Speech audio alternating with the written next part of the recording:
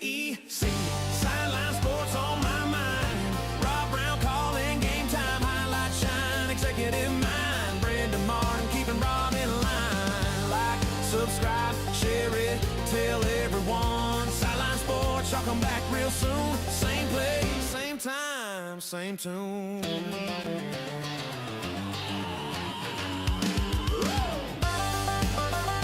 All right, Rob Browne here on this Friday morning. It is still cold here in Memphis. I love it. I love all the snow. Ice sucks. How can you lie? Dude, snow sucks. That sucks. You guys are like buried. It's cool for like the first day, bro. Yeah, and it's nowhere for it to I'm go. feeling your pain, man. Yeah, and I tell you what, there's nowhere for it to go. But we opened up a hole with a well turned on. Been killing some ducks. It's been actually season's over tomorrow, but can't kill them on the couch. What does Rob Browne do when he's snowed in? He makes a hole and shoots some ducks. Yeah, gotta eat. Man's gotta eat. Gotta eat, man. Gotta eat. Hey, look, great show today lined up. Got Shane Matthews.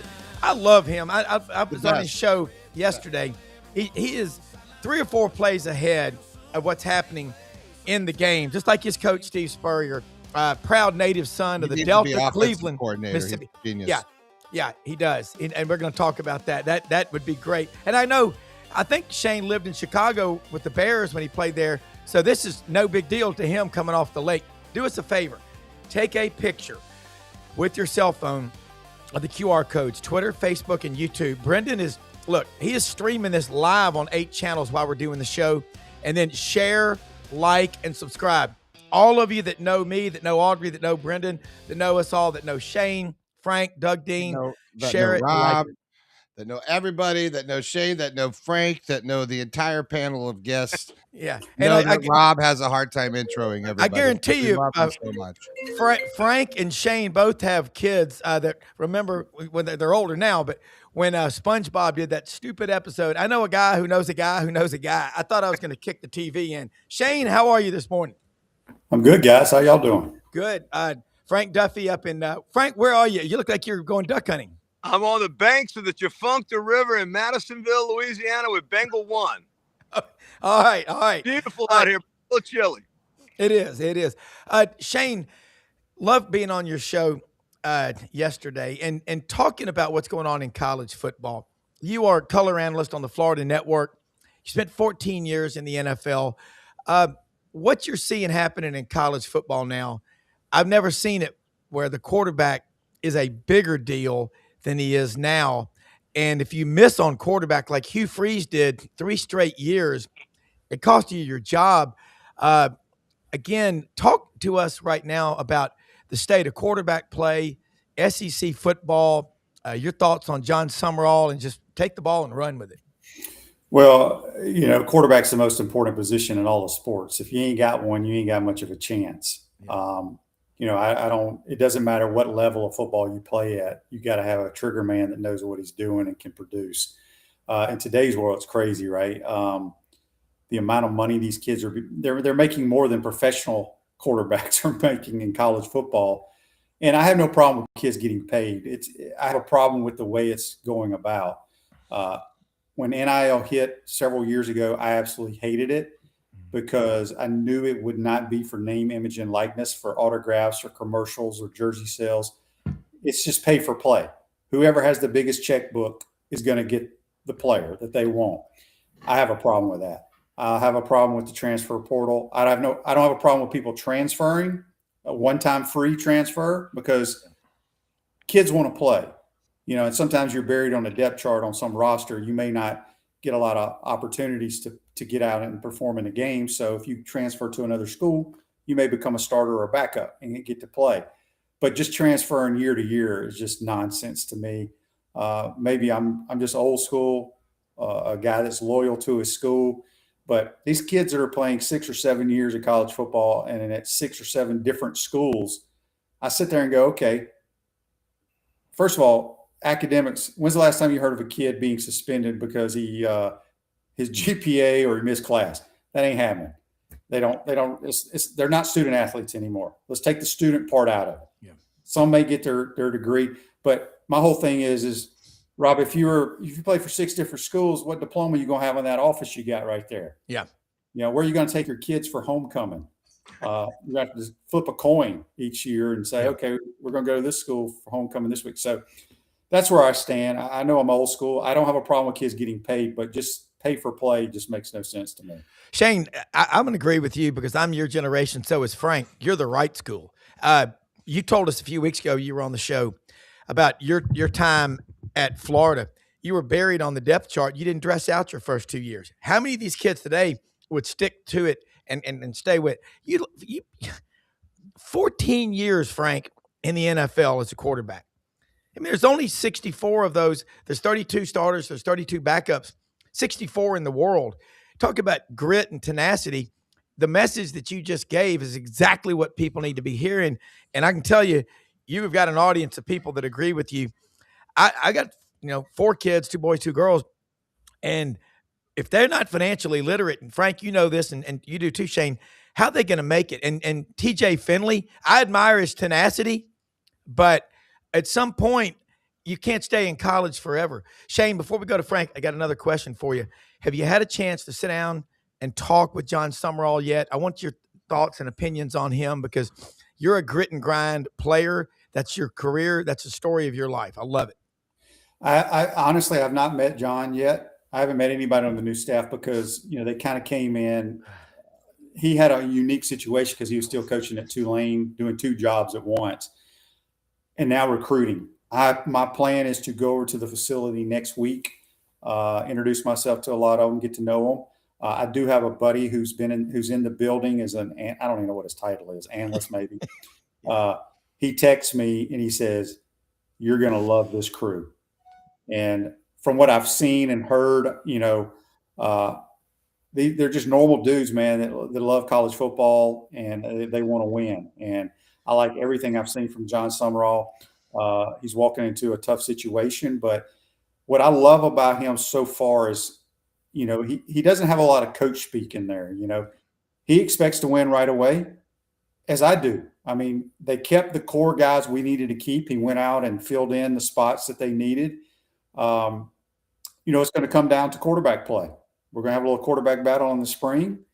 And if we can get somebody to come in there and throw completions at a high level, I think this team can surprise some people next year. I agree. I'm a huge Summerall fan. Frank Duffy jumping here with Shane Matthews. Catch him PodUp with Matthews in the morning, folks. Great show. Lots of great information. He doesn't even need guests. He's got so much content, but he's got great ones. Shane, a fan of your play. I'm an LSU guy. Y'all whipped us every time we played y'all back when you were there. Man, we were like a rent field. But hey, we've turned the tables a little lately. And look, as an LSU guy, I'm also a Tulane fan. I actually was a ball boy back in the 70s. So 40 miles south of where I'm sitting right now at Tulane University, they loved John Summerall. They thought the world of him and his staff. When he came in, he had to take over for Willie Fritz, who left to go to Houston, and those were tough shoes to fill, especially after Willie got him to, play in the Rose Bowl. So, the big thing about Summerall that I like is he's no nonsense. Like you said, he's not coach speak. He is going to tell you the way it is. He's not going to sugarcoat it, and he's kind of like one of those gym rats that's always around the facility, always around the field. And I think that's what you guys are going to get. So I think you'll be pleasantly pleased. I do have a question for you. Yesterday, our former quarterback, Garrett Nussmeier, when he was in Mobile, when being interviewed by my buddy Matt Flynn, it did come out that he was having a core problem last year. We all knew that he had the injury. You could see it in his passes. So to Rob's point about your 14-year career, yes, you have to be good, but you also have to be fortunate with injuries. Can you speak to that about how hard that position is, especially when you're back there taking hits from guys that are 300 some odd pounds? Henry Thomas from LSU, a nose guard, actually played in the league like 19 or 20 years with a couple teams, the Lions and New England. And he definitely attributed that to the fact that he stayed healthy all those years. But when you got those big boys, tracking you down and laying on you in sub-frigid degrees up in Soldier Field, how does that play into a longevity of a quarterback? Great question. Well, yeah, the most I ever weighed when I played ball, especially in the NFL, was 195 pounds. I took a beating, and I was mainly I lasted in the NFL due to my mind, not my ability.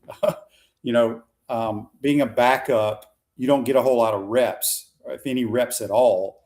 But the coaches have to believe that you can get stuff done if you have to go into the game. So they mentally, still expect you to be ready. Yeah, that's the strength of my athletic career was my mind. I was blessed to understand X's and O's. I could learn a playbook in 5 minutes and never have to look at it again. Kind of had a photographic memory, looking at ball plays and knowing what everybody needed to do. I was never one who ever studied my playbook. Once I looked at it one time, I never had to look at it again. So I was blessed that way. But Garrett Nussmeier, I was a fan of Nussmeier. I thought he was one of the best quarterbacks in America. Obviously, you could tell something was wrong with him last year. I think he's going to be a good pro because I think he understands the game. He can anticipate. He's got a good arm. I think if he gets into a situation, one of those West Coast, there's a ton of head coaches in the NFL now that run the West Coast offense that need a quarterback that understands the game, can anticipate, and is accurate. I think Nussmeier will be a guy that can be in the league for a while. He reminds me a lot of Phillip Rivers.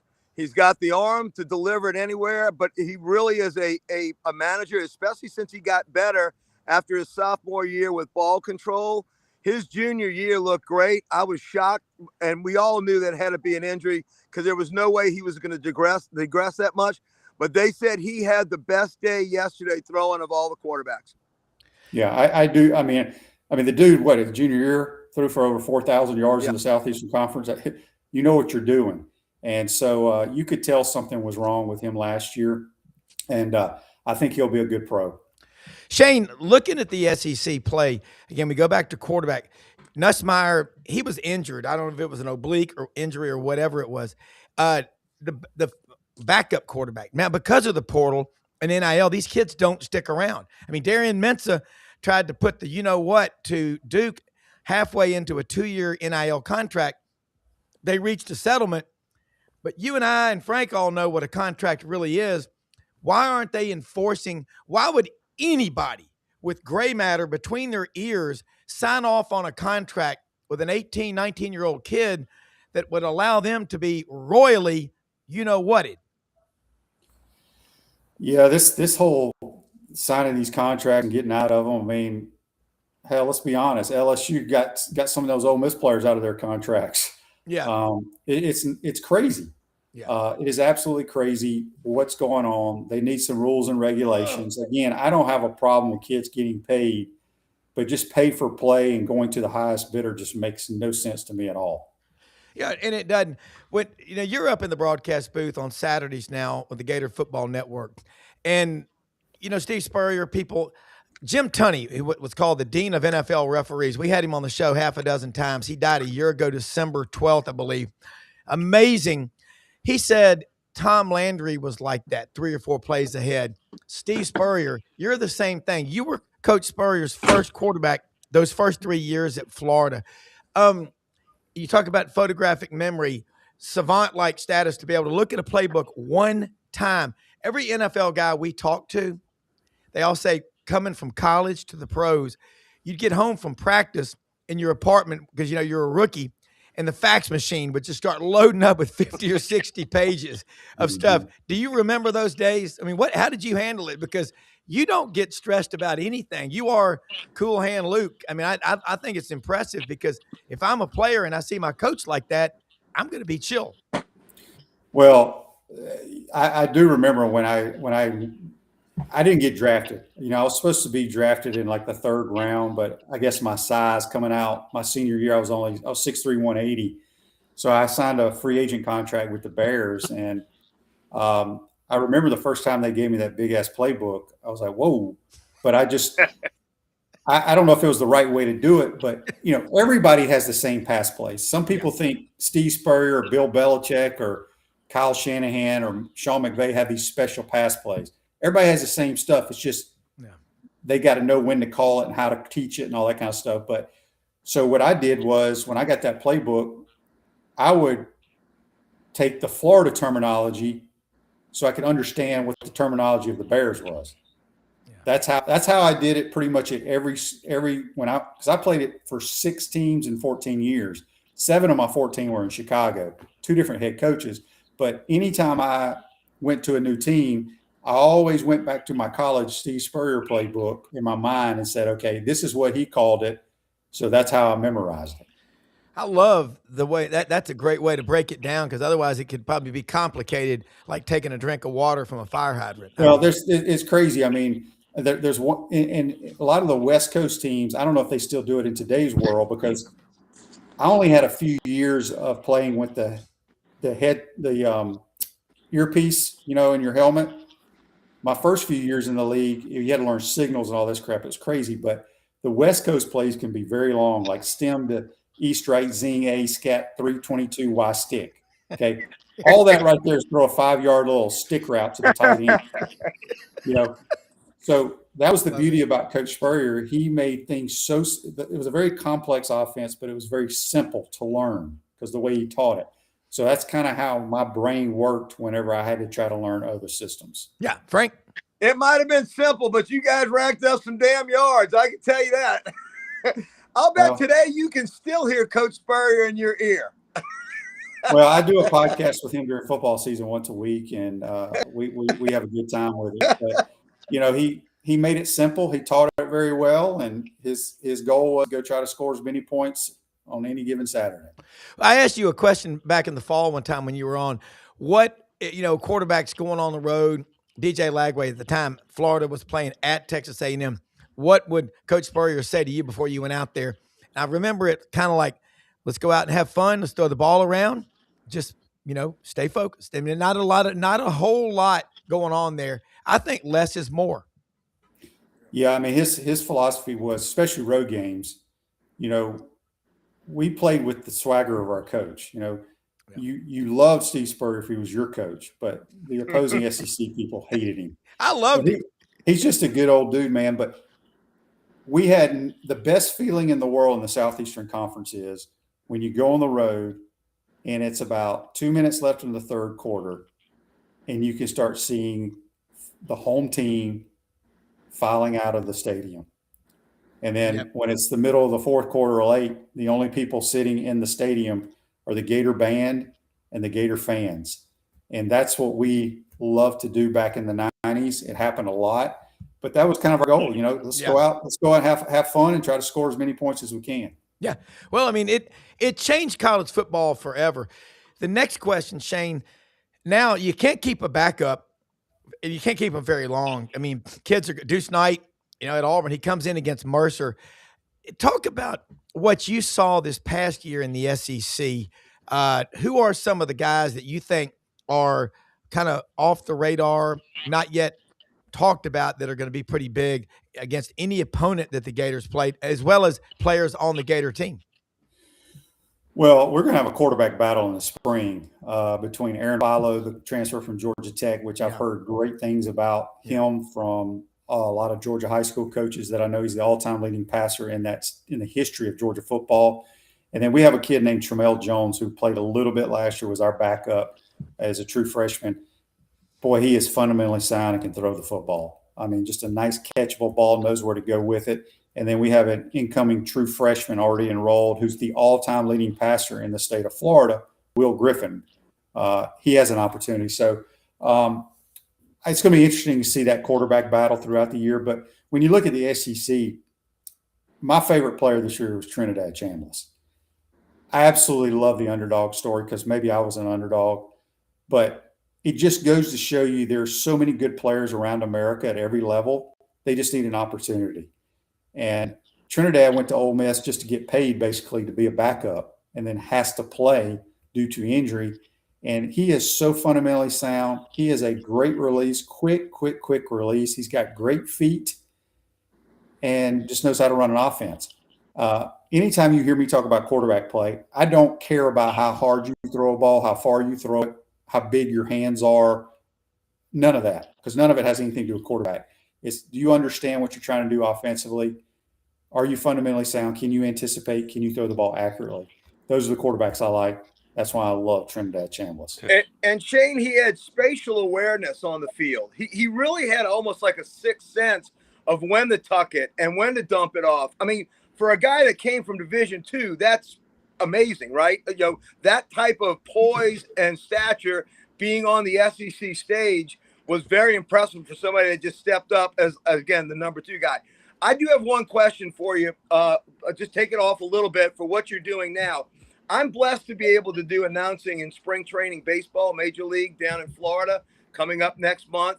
Can you speak to what it's like being an athlete, leaving the field and going into the announcer's booth, and what that change is like, and how much do you bring as a former athlete to the job that you do now? Preparation, being ready to perform when the light comes on. Well, I had no idea that I'd be in the radio booth. I graduated with a marketing degree in business administration. Never really used it either because I played a long time. When they asked me to be the color analyst, I'm like, well, why? I have no training in this. They're like, you'll be fine.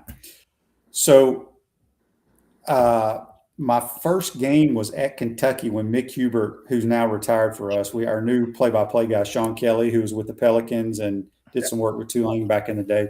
He's great. Good buddy of mine with Graff, Ty Graff and Yes. They're all good buddies. Yeah. So from a preparation standpoint, honestly, I don't prepare because I watch so much college football. I usually know the stars of the other team, and being the color analyst, I don't have to know each player. That's the play-by-play guy. I know our entire roster, but as the color analyst, all I have to do is repeat what I just saw to try to describe if someone is driving down the interstate, listening to the game, so they can kind of paint a picture of what just happened. And I've watched obviously the Troy Aikmans, the Romos, Brady now, these guys, they're really good at what they do. And it kind of comes natural to us because we just see what the defense is in, kind of try to paint a picture for the listener, and then whatever happens in the play, we repeat it. So I enjoy it because it's kind of, when you've been an athlete your whole life and then you're out of it, you're like, damn, what am I going to do now? But now I'm back part of a team, so to speak. Yeah. And it's been fun. Now, we ain't won a whole lot of football games since I've been doing it. So hopefully that changes under Coach Sumrall. Yeah. Doug Dean in Birmingham jumping here with Shane Matthews. Folks, catch his show, PodUp with Matthews in the morning. Put the app on your phone. It's great. It's on an hour, right, lead in to this show. So proud to be part of it. I was on the show this week, and thank you, Shane. I will come on anytime, and we got to keep getting you on because you're a football supercomputer. I don't know about that. Doug? Shane Matthews, Dean in Birmingham. We are not worthy, Shane Matthews. Really enjoyed your career. Shane, I unapologetically, even though we all have to be a fan of somebody, I guess, and I'm an Auburn guy, but I really miss that Auburn-Florida rivalry, and it's going to be good to renew that in Jordan-Hare this fall. If you get to come, an open invite to what should be an epic tailgate with us, Frank and Rob and I would love to see you, Shane. My question is about I'm also a huge Steve Spurrier admirer, and I don't mean to leave Coach Urban Meyer out. I know he's beloved with Gator fans for obvious reasons. But I as each year grew, but not over Spurrier wanting to blow you out and make it your problem to stop them defensively. I got to where the guy is high integrity. He coached right, he recruited right. But my question is about, and you're uniquely qualified to have an opinion on this. What I saw Spurrier change was he quit. He would not baby his quarterbacks. He was teaching mental toughness. If you're not performing, I reserve the right to insert a backup quarterback. And just talk about, as you got to know that side of Coach Spurrier, did you have to adapt mentally to that, or what was your experience of that side of Steve Spurrier? Well, I played for my dad in high school. So playing for your dad, it doesn't matter. You better be mentally tough. And I think it prepared me for when Coach Spurrier got the job. I could handle his constructive criticism or visor throwing, or however you want to put it. I was his first quarterback there at Florida for 3 years, and I'm the only guy that he's coached that had never been benched. And it's probably because we didn't have a whole lot of good players behind me, because he started stacking those great quarterbacks as I was getting, like, my senior year was Werfel's true freshman year. I was Danny's host on his visit. So Danny got to see how Coach coached me and that prepared him. And then, Doug Johnson, Jesse Palmer, Rex Grossman, that whole crew came after that. But the beauty about Coach Spurrier was he would get on your ass, no question about it, when you made mistakes. But 2 minutes later, he's got his arm around you and said, all right, let's forget about it. Let's go. Because him having played the position, understood you're going to make mistakes, but how do you react after that? And the other beauty about playing for him was, he may have the best play called. You drop back, you don't throw it to the guy he thought you should have thrown it to, and he's cussing and screaming and asking you what happened. Coach, I couldn't see.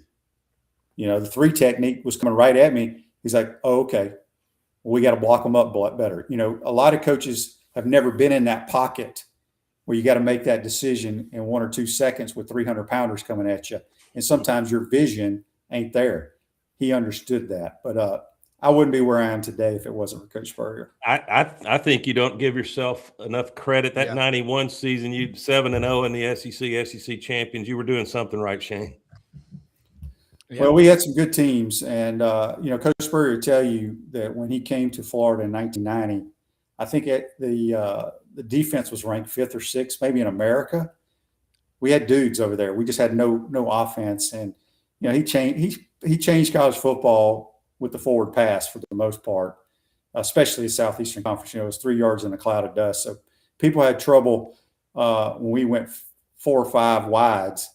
We had a lot of mismatches with wide receivers on linebackers because the damn defensive coordinators, it took them a while to adjust. Shane, there's also another side to Steve Spurrier a lot of people don't talk about. I read a great column, Auburn Football Illustrated, at a football game one time.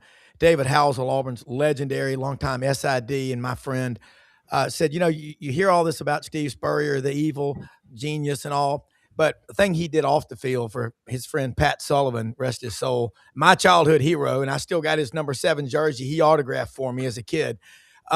He had cancer, and Coach Spurrier, what I read, he hooked him up at the Shands Medical Center there in Gainesville, and that got him another 17 years. And to show you about rivalries, Johnny Musso, legendary Alabama running back, Pat Sullivan's friend, went over to see him Friday. Auburn beat Alabama Saturday 48-45, and on Sunday, Pat went up above, But I just think Steve Spurrier, I love him because he's so damn competitive. I don't care. He'll be 90 years old. He'll want to whip your ass on the golf course. I just love competitive people. And I think people need to do themselves a favor. Doug and Frank, if you hadn't done it, get the Gator Football Network broadcast and listen to Sean Kelly and Shane. And driving back and forth a couple of years, it was last year, we were all staying out at Lake Martin at Doug's place. Y'all were playing LSU, and I was listening to your breakdown of that game. It was like, wow, you see things that most people don't. And I think really what's sad is we don't have people like you and coaches on SEC Network that really understand in ways that mere mortals never will. Frank, jump back in here with Shane Matthews.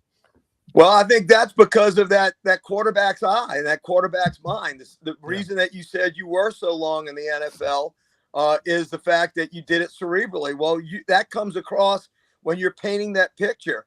And that's the beauty of listening to football on the radio. It's like listening to baseball on the radio back from the 30s and the 40s. We talk about traditions, heroes, legends. That's what this show really is all about our history and our traditions.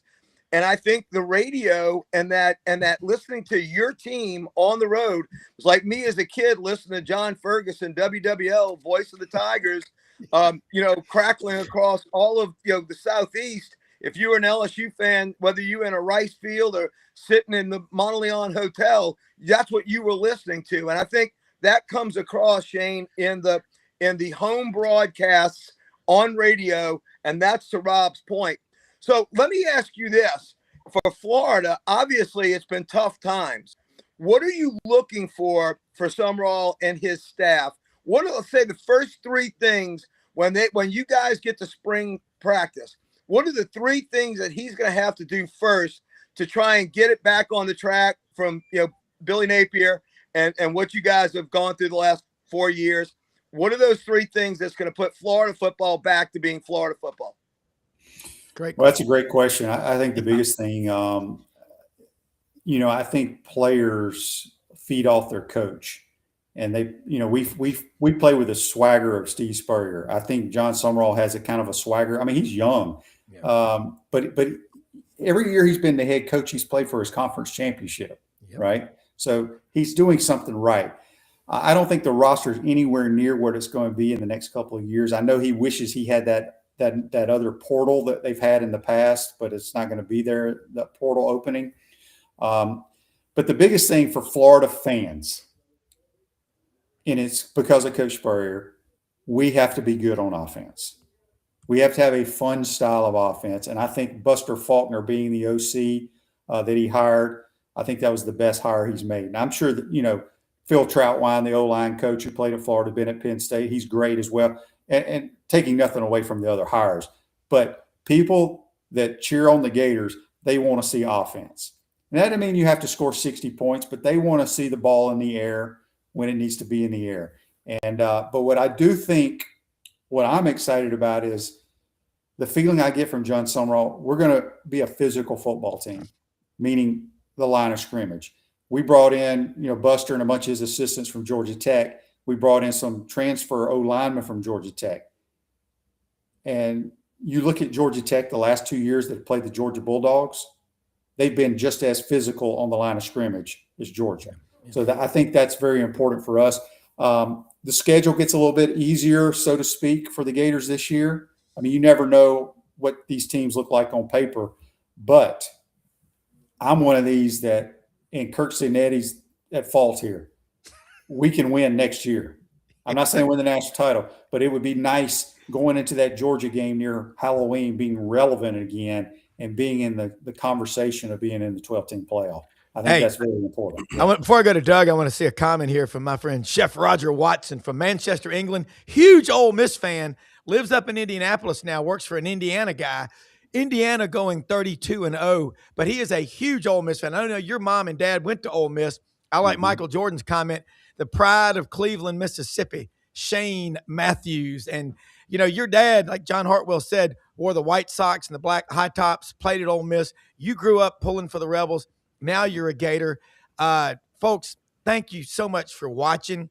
Great questions from everybody. Doug Dean, jump back in here with Shane Matthews. Catch him PodUp with Shane Matthews every morning, 8 to 9 a.m. Eastern, Monday through Friday.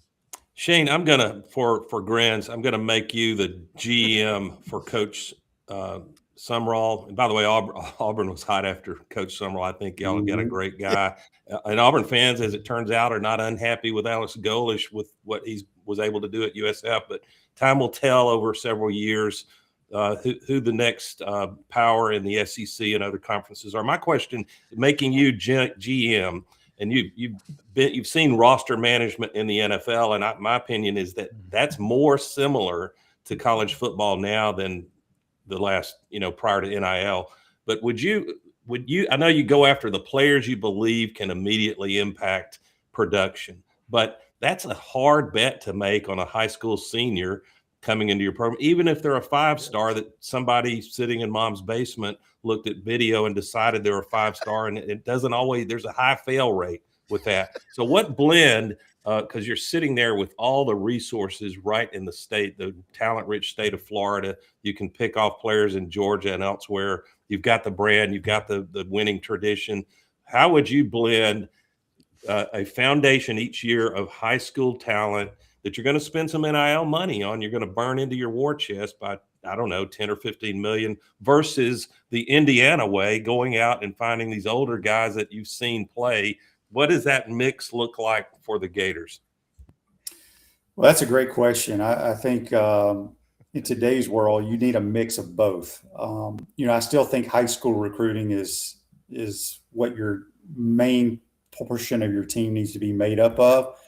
And then if you happen to lose somebody or the outside linebacker position is not panning out, go find somebody that you've seen on tape at the collegiate level that can play and fill in those guys.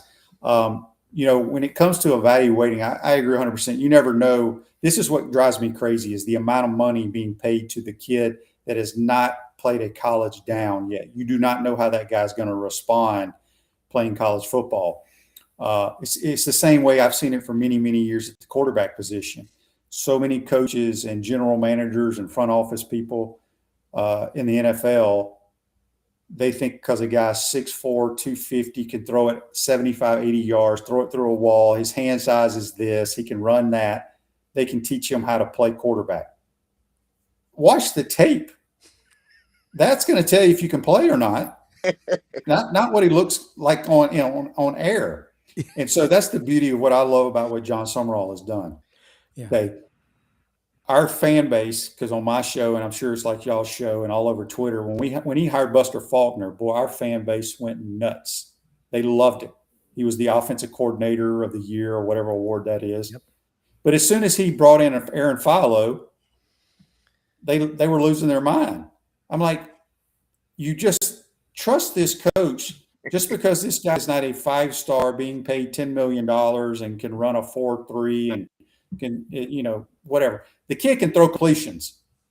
He knows where to go with the football. Same way with Tramel Jones, our other quarterback. So I usually get into it with these at the quarterback and wide receiver position because, everybody wants this 6'4" wide out, like the DJ Metcalf, which you need some of those.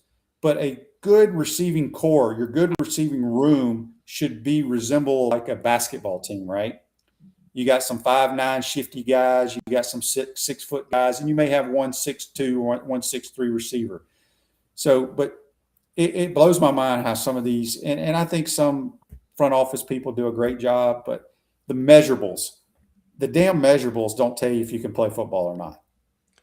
Yeah. All right. Well, then let's see how far down the draft Diego Pavia goes. I don't think he gets drafted. I don't either. And a part of that he's not an NFL quarterback, and he was a great college quarterback.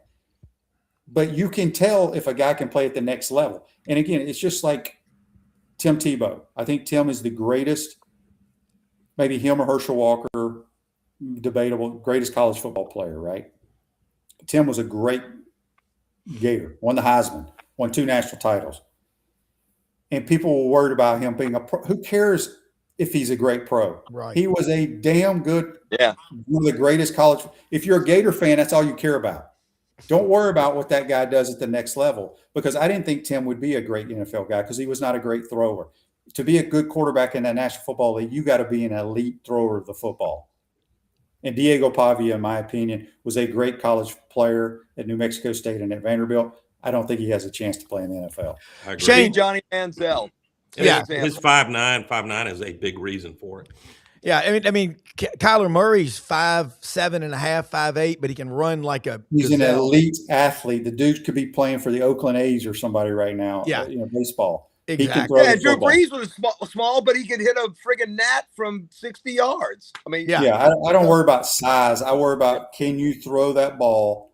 Yep. Can you anticipate, be accurate, and understand how to play the game? That's the most important thing to playing quarterback. Shane, do you ever notice when you're on the field? I remember in college working on the weekends at my final fall at Auburn, working for ESPN and CBS and Turner.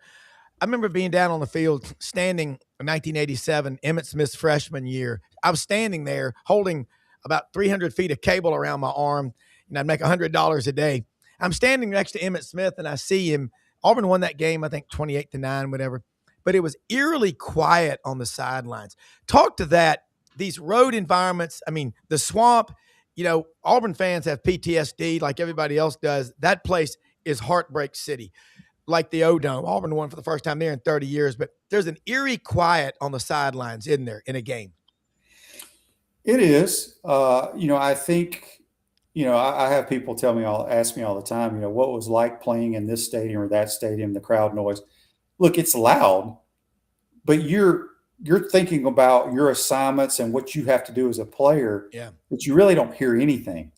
It's very strange. But there's nothing like playing football in the Southeastern Conference. I mean, I am so excited we're going back to Auburn. I took my son when he was a 10th or 11th grade to Auburn for a one-day camp. We did a whole deal with the SEC, but that was the only time I've been to Auburn except for in 1991 when I played at Auburn. Yeah. So it's a beautiful campus, great venue. It's absolutely ridiculous that the Gators and Auburn don't play every year. Thank God we're playing now because it's the two closest schools in the SEC. Yeah. I'm with you. I mean, I totally. Did he freeze? Shane, Coach Dye would famously refer to the last 3 games as amen corner. Pretty big assignment. You get Florida, Georgia, and Alabama. What could possibly go wrong? Yeah. I remember that 87 season, Doug, and guys, Auburn's non-conference schedule, Kansas, Texas, Georgia Tech, North Carolina, those were in Florida State. And they had Florida State, and then at Georgia, and then Alabama in Birmingham. And you long for those times. But Gator football, did you ever know Charlie Pell? Did you ever meet him? Never. Yeah. It was just, Franz and Buddy and all have talked about how he ignited that Gator nation. You're right. That rivalry is special. Frank, jump back in here. We got a little bit more time with Shane. And Shane, thanks for going along with us here. Great stuff. Catch him PodUp with Matthews in the morning. Great show. If you love football and sports, whether you're a Gator or just a fan, you'll be a fan of Shane's. Go. Well, I do remember the Auburn-Florida rivalry. As an outsider, it was one of those games that it was must watch. It's like the cocktail party. I don't care where I'm at. I'm going to sit there and watch Florida and Georgia play football, right? The one thing I remember about the Swamp in the 90s is I heard more jangling keys in the second quarter than when y'all do that, when they're shaking their keys like you got to get to the bus. Let me tell you, having a team going against a Steve Spurrier team is demoralizing. And to Shane's point, it wasn't that he wanted to run up the scores. He just wanted your will to be gone as early as possible. And that's what I remember of y'all's teams in the 90s when he was on that incredible run. That's when you buried so many teams and put them away. That's my recollection. What do you remember, Shane, about when you first got there and you got to get to meet Spurrier? And don't forget, he was new at this because he had been coaching at Duke in '88. So he wasn't the Steve Spurrier that he turned out to be yet. What was he like as a young coach? Well, I'll be honest with you, because my first 2 years, I was buried way down the depth chart under Galen Hall. And when Spurrier got the job, I'd never heard of him. And I grew up in a football family. My dad being a high school coach forever. I followed sports, but you only had so much in Mississippi. You had a couple of channels of TV. That was about it. But I didn't know who he was. And there were no statues of him. There were nothing about the Heisman Trophy. None of that was in the football facility. So I had to learn about him. And then he basically told everybody in his spring first meeting with the team before spring practice, I don't care who you are, what you've done, everybody will be given an equal opportunity to show what they can do. Coaches say that all the time, right? It's usually bull crap. Yeah. But, I was buried on the depth chart depending on what day of the week it was, whether I was the 5th quarterback or the 6th quarterback. I always got sent down to John Reeves, who was one of our all-time great quarterbacks. He was the tight end coach under Coach Spurrier. So I always went down there and just threw the tight ends, and Reeves kind of took me under his wing and said, dude, you can throw the football, and convinced Coach Spurrier to let me participate in a few plays during a scrimmage, and did pretty well, and went over to the Gator Bowl in Jacksonville where we had our spring game in 1990 because they were tearing up the turf and putting natural grass in. And I threw 3 touchdowns, and the rest was history. But, Coach I don't know if arrogance is the right term to use, but he believed in what he was doing. I always say this, the great coaches just don't fall off trees, right? That's why every fan base gets so upset when they keep making these coaching changes and they want to blame it on the athletic director or blame it on this person. You don't know who that great coach is going to be, that Hall of Fame coach, because only certain people become those guys. Well, Coach was blessed with the good Lord, gave him a mind and how to teach and how to handle young men. And that's why he's a Hall of Famer, because he was just blessed to have that coaching knack. And you guys know Pat Dye was a great Hall of Fame type coach. Yeah. There's only so many of them out there. And Florida's been fortunate to have 2 of them, in Urban and Coach Spurrier. Yeah, real quick, a couple of comments. Michael Jordan, a great friend of mine down in Santa Rosa Beach, Redfish Circle, Please post how to listen to Shane's show. I keep getting drowned out by the fighter jets today. I'm writing the flight pattern. Can you tell him, Shane, real quick? There you go. Thank you. All right. And that second one, I love this from Maury Gaston. My first road game as a kid was at the Swamp before it was the Swamp. That was 1966, and Steve Spurrier was the quarterback and the PAT kicker. Legendary game in that season. I love these comments. Keep them coming, folks. Doug Dean, jump back in here with Shane Matthews. Shane, because we like you a lot, you're great on air. I love your commentary. I am not, I promise to put you at ease, I'm not going to ask you to talk about the final 3 or 4 minutes in the first ever 92 SEC championship game, if you know what I mean. But I do remember, and I was in no way a Florida, much less a Bama fan, but I remember a wrinkle that Coach Spurrier put in with that shovel pass, I guess, to Eric Rhett a lot. God, that was eating Brother Oliver's defense alive. It felt like you ran it about 10 or 12 times, and it worked every single time. What do you recall the game planning? Was that a play you had in the bag all year long, or was more brought out for that particular game? No, we put it in just for that game because we were not very good that year. We somehow won the SEC East. We had 2 true freshman tackles play that year. That was in 1992. True freshmen didn't really play, especially at that position. No. So they had Curry and Copeland, All-Americans. We couldn't block them. So we just let them run up the field and then shovel it underneath. It's just a draw play that, we got passing yards for it, which was nice. But it was that to me, to this day, is still the greatest college defense I've ever seen. Tons of NFL draft picks. And we had them on the ropes. And then the play that changed college football. I'm sure everybody saw the documentary on that. If I don't make that throw, there's probably never, ever another championship game anywhere. And, every time I go to the SEC championship game and I see the commissioner, I tell him, y'all owe me royalties for these damn championship games y'all are putting on because I am the reason that y'all keep having them. But I'll tell you a quick funny story about that Alabama game, because that play still haunts me to this day. I was taking my daughter to Mississippi State for orientation, and I'm hauling ass, whatever that 2-lane highway is from Montgomery to Tuscaloosa. 82. Okay. And there ain't nobody on the road. And I got my country music going. She's asleep, and I am hauling ass. Don't even know how fast I'm going. I go over this little hill. Here comes a highway patrolman. He hits his lights, pulls me over, comes up to me, asks me, you know how fast you're going? I was like, no, sir, I have no idea. He goes, this is one of the most dangerous roads in the state of Alabama. It is. I need your license and registration. He comes back. My daughter wakes up. She's freaking out. He comes back. He goes, Mr. Matthews.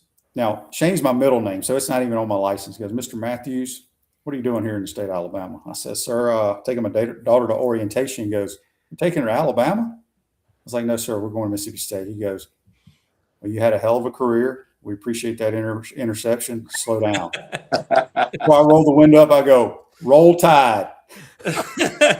Hey, and Antonio Langham, you won't That's the only thing that ever happened good out of that damn interception. God. Shane, you won't meet a nicer guy than Antonio Langham. I've tailgated with him. I bet when you see him, he loves to have some fun with you. We talk. We usually talk anytime before Alabama play. I usually see him at the SEC championship games as well.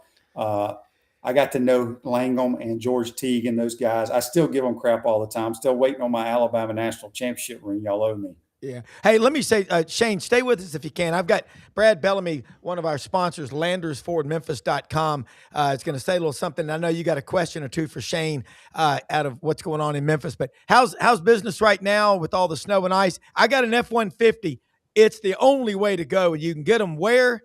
LandersFordMemphis.com right, and Mount Moriah and 240. That's right, man. It's I'm ready for the snow to be gone. Too many people are scared to get out right now, Rob, in this weather. But I can tell you the surface streets are a lot clearer than they were earlier in the week.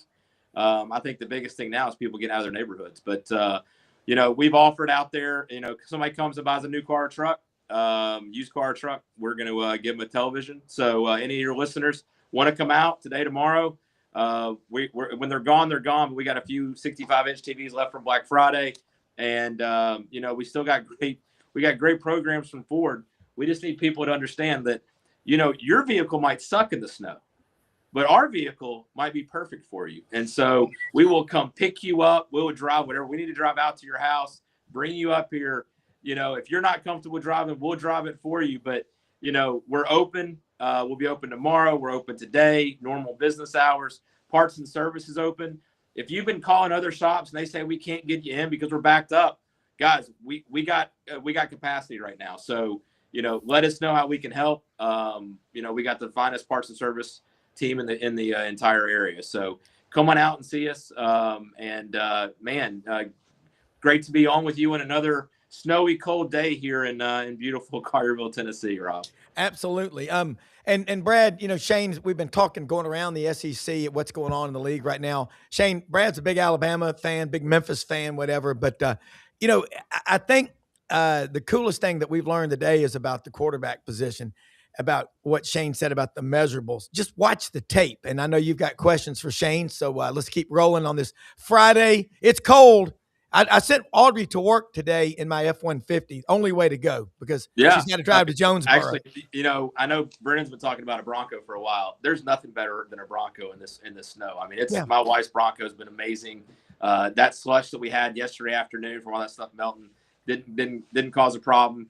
I'm glad I got the memo about the green sweater today with the vest. I saw Frank as well. So sorry, Shane, that we didn't get that sent out to you guys before you came on. But man, I'll tell you, one of my earliest college football memories was actually that game. I came home from the Bartlett Christmas parade and turned on the game, and I was a young Alabama fan at the time, and so thank you, I guess I'll say. But one of the things to me is we watch football, the agony of the play. You had that experience.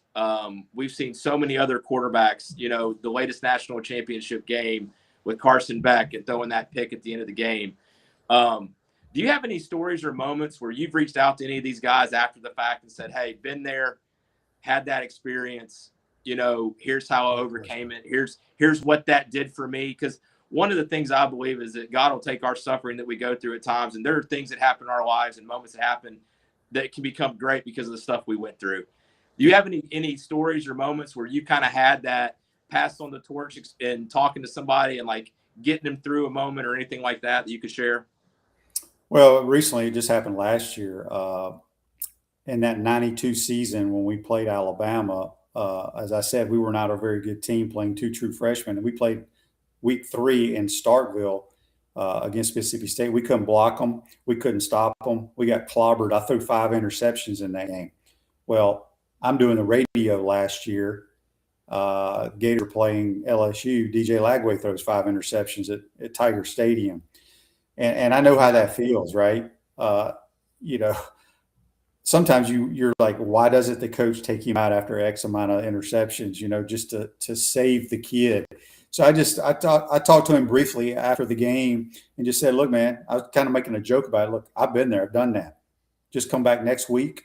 You got to have a short-term memory playing quarterback, or you're not going to have much success. Just forget about it. You're a good player. Go out and do your thing.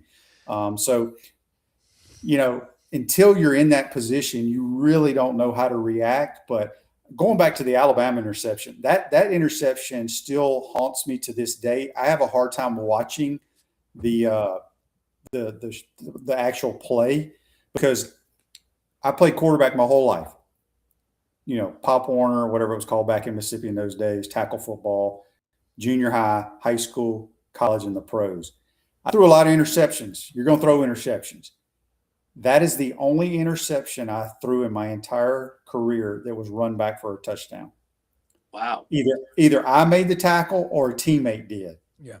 And I could have made the tackle. I just slipped because basically the turf was frozen in that game. But I don't know why that play. I guess that play bothers me the most because I think it was the first ever 30 for 30 that ESPN did was that. And it was titled The Play That Changed College Football. And the reason they call it that is because, as I mentioned earlier in the program, if Florida wins that game, it knocks the number 1 team in America out of having to play an extra game to go to the Sugar Bowl to play for the national title. So I guess in hindsight, it was a good thing I threw that interception, because now everybody got to enjoy all these damn great SEC championship games, Big 12, Big 10, and so on and so on. So, but yeah, pretty much the only person I've talked to about is DJ after his 5 interception deal. Shane, I think it speaks more than anything to how damn tough, because you went on 14 years in the NFL, which is 14 years longer than everybody in this group ever played. Yeah. Number 2, I wish you were in coaching. I don't know if you want to or not. Well, your demeanor, your dad coached you, but you are as laid back. But I see you've got a fire that burns internally. Coach Butch Thompson, Auburn's baseball coach, always say, Coach, you always look so calm in the dugout during games. He goes, Rob, you say you like the duck hunt. I said, I love it. He goes, well, duck looks real calm on top of the water, but down below those legs are spinning. Talk about that, because you just mentioned it.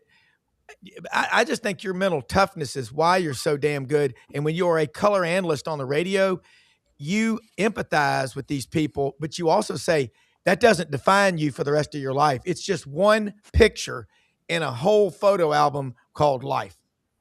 Well, talk about coaching, Rob, that was what I always wanted to do, was be a college football coach. And I wanted to coach under Coach Spurrier, and then eventually be where, maybe take over or in some capacity call plays. I love calling plays and scheming, but the problem is I played too long. If I had just become a graduate assistant in 1992 after I graduated, I'd probably been fired 2 or 3 times and have about $85 million in the bank right now. Because do you know a coach that's never been fired? They all have been fired at some point. Yeah. But I wanted to be a pro football player too, so I was fortunate to be able to last 14 years. And then when I quote retired, which no pro athlete retires, that means they don't want you anymore. That was in 2006. But then I had seen how these coaches, I helped volunteer coach call plays at local high schools, and I was coaching some Gator coaches' kids. And when I saw where their dads got to watch them play once or twice in their entire high school career, I was like, this ain't for me. I want to be able to be at my daughter's dance recitals, all that kind of stuff. I want to be able to coach my son, watch all his baseball, football, and basketball games. And so I always regret it, because I feel like that's the good Lord puts us here and gives us special skills. I feel like that was the skill that he gave me, was to call plays and understand football. So, I dabbled here and there. I got to coach in the XFL a little bit and call plays, which was fun, but it's a little too late in life, I guess, now at 55. No, you're young. You got 45 to go to get to your goal of 100. That's what it is. But Shane, Ben, thank you so much for sharing your time more than you know with us. And great questions from Frank, Doug, Brad, always, Landers, Ford, Memphis. Get out there. All of our sponsors, find them on the sidelines.live. But Shane, we'll do it again soon. And all of you need to be following and listen to PodUp with Matthews in the morning. So we'll be back with you Monday morning, bright and early. Thanks, everybody, for watching. Share us, like us, and subscribe. Get out to LandersFordMemphis.com. 2 locations, Poplar and Houston Levy, and I-240 in Mount Moriah. They're open every day but Sunday. Hey, most often we see the face of Christ released among us. Have a great weekend. For EP, Brendan Martin, Rob Browne, thanks for watching. Thanks, guys. You bet.